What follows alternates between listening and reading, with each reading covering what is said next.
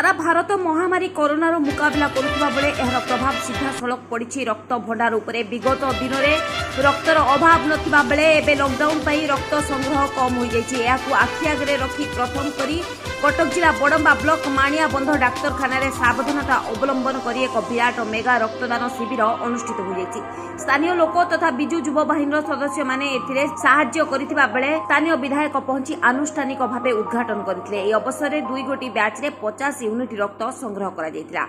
नहीं एबे खरा दिने जे पर्टिकुलरली जो लॉकडाउन पीरियड बेले रोग तो रोगी जाउछन्ति तेणु ब्लड रो बहुत आवश्यकता अछि।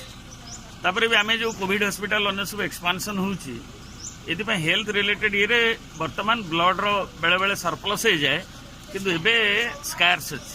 तेणु रक्तदान महदान एवं बहुत जीवनदान सेटा अछि आवश्यकता।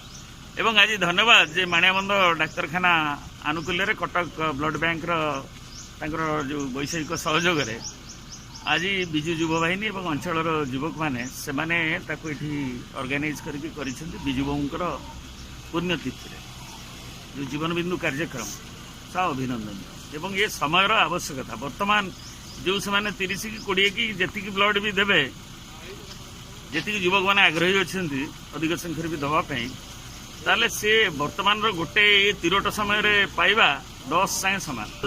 खुशीर कथा जने लेडी डॉक्टर तांकर कोन जस्मिन प्रियदर्शिनी से भी दउछंती आगे भर होइकरी युवक मानक आग्रह देखि से भी निजे यंग अछंती तांको भी कांग्रेचुलेशन। देखंतु वर्तमान रक्तर घोर आवश्यकता रही।